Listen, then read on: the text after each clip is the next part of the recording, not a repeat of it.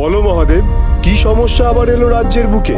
মহারাজ, আজ প্রায় 15 দিন হয়ে গেল রাজ্যের গবাদি পশুরা কেউ ভালো করে দুধ দিচ্ছে না। তাদের শরীরে তেমন ভাবে আর দুগ্ধ উৎপন্নই হচ্ছে না। তাদের বাচ্চারা পর্যন্ত অভুক্ত দিন কাটাচ্ছে মহারাজ। সেই কথা তো আমি আগেই শুনেছি। শুনে তো নিদ্রানগর থেকে সেই বিশেষ দুগ্ধ দুর্বা আনার কথাও জানিয়েছি। তাহলে এতদিনে তা এসে পৌঁছয়নি? না মহারাজ, আমরা তো নতুন করে গবাদি পশুদের সেই খাবার আর পাইনি। সে কি মন্ত্রী, তোমাকে তো আমি অনেকদিন আগেই সেই হুকুম দিয়েছিলাম যে নিদ্রানগরের রাজা নরেশচন্দ্রের সঙ্গে যোগাযোগ করে সেই দুগ্ধ দুর্বা নিয়ে আসার কথা। তাহলে সে কাজ এখনো হয়নি কেন? কি করে হবে মহারাজ? রাজা নরেশচন্দ্রের সঙ্গে তো যোগাযোগ করাই যাচ্ছে না। আমি যতবার প্রহরীকে পাঠিয়েছি আপনার পত্র দিয়ে, ততবার প্রহরীরা ফিরে এসে জানিয়েছে রাজা নাকি নিদ্রামগ্ন। সে কি? তাছাড়া রাজা নেই তো কি হয়েছে?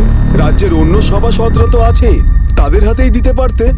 কাউকেই পাওয়া যায়নি। সবাই নাকি দীর্ঘ 30 দিন যাবৎ গভীর নিদ্রায় মগ্ন।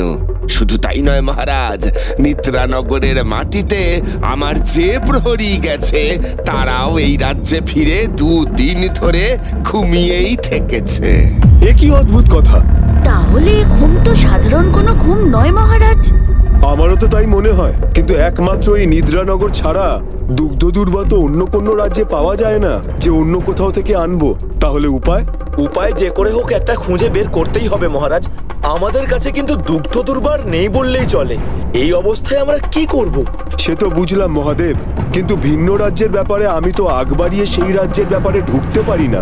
অথচ এই রাজ্যে তো কোনো একটা মহা গোল বেঁধেছে বলেই মনে হচ্ছে, আর সেই গোল না মিটলে দুগ্ধ দুর্বা পাওয়া যাবে বলেও মনে হচ্ছে না। উপায় একটা আছে মহারাজ, অভয় দেন তো বলতে পারি। বলো শুনি। তুমি যখন বলছো তখন তো নিশ্চয়ই সঠিক উপায়ই হবে। আমার মনে হয় আমাদের একবার ওই রাজ্যে গিয়ে রাজ্যের পরিস্থিতিটা দেখে আসা উচিত।